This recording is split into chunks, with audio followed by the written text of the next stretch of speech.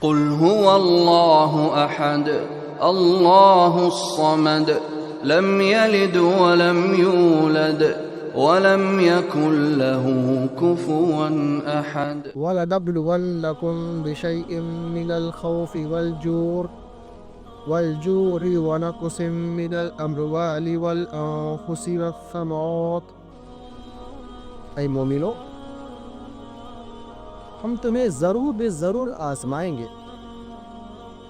اللہ تبارک و تعالیٰ کہتے ہیں من الخوف، اے مومنو، ہم چاہے ہم تمہیں دشمنوں کے خوف کے ذریعہ سے آزمائیں، والجوع، یا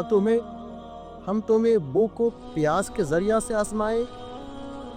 ونقص من الاموال والانفس، اور اے مومنو، ہم تمہیں ضرور بھی ضرور آزمائیں گے تمہارے جان اور تمہارے مال میں کمی کر کے۔ اے مسلمانوں، اگر واقعی میں ہمارا ایمان و عقیدہ اللہ تبارک و تعالیٰ پر ہے، اگر واقعی میں ہمارا ایمان و عقیدہ جنت اور جہنم پر ہے، اگر واقعی میں ہم اللہ تبارک و تعالیٰ سے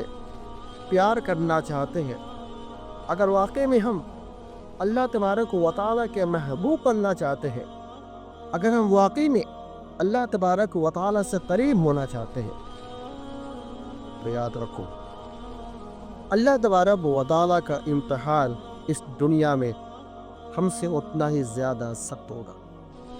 اللہ تبارک و تعالیٰ ہمیں اتنا ہی زیادہ آزمائے گا۔ ہم اللہ تبارک و تعالیٰ سے جتنا قریب ہوں گے، اللہ تبارک و تعالیٰ ہمیں اتنا ہی زیادہ آزمائے گا۔ اللہ کے نبی صلی اللہ تعالی علیہ وسلم فرماتے ہیں،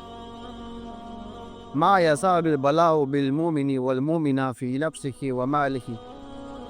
وما علیہ من خطیہ۔ اس حدیث میں اللہ کے نبی صلی اللہ تعالی علیہ وسلم نے پوری امت کو اس بات کا پیغام دیا ہے کہ اے مسلمانوں، اگر واقعی میں تمہارا ایمان و عقیدہ اللہ تبارک و تعالیٰ پر ہے، اگر واقعی میں تمہارا ایمان و عقیدہ جنت اور جہنم پر ہے، اگر واقعی میں تم پکے سچے مومن اور پکے سچے مسلمان ہو، تو یاد رکھو ما یزال البلاء، کہ تمہاری زندگی میں مسلسل، تمہاری زندگی میں لگاتار مصیبتیں اور پریشانیاں آتی رہے گی۔ فی نفس ہی، اللہ تبارک و تعالیٰ بعض اوقات تمہاری ذات میں، تمہاری نفس میں، تمہاری بدن میں تکلیف دے کر آزمائے گا۔ اولادی، اور بعض دفعہ اللہ تبارک و تعالیٰ تمہیں اولاد جیسی عظیم نعمتیں چھین کر آزمائے گا۔ ومال ہی، اور بعض اوقات اللہ تبارک و تعالیٰ تمہارے مالوں کو چھین کر آزمائے گا۔ اور اخیر میں اللہ کے نبی صلی اللہ تعالی علیہ وسلم فرماتے ہیں وما علیہ من خطیہ، کہ اے مسلمانوں،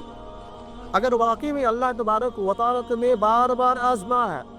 اگر واقعی میں تمہاری زندگی میں بار بار مصیبتیں اور تکلیفیں آ رہی ہے، اور اگر تم نے تمام تکالیف اور تمام مصائب پر صبر سے کام لیا، تو یاد رکھو وما علیہ من خطیہ، اللہ تبارک و تعالیٰ تمہارے گناہوں کو معاف کرنے والا۔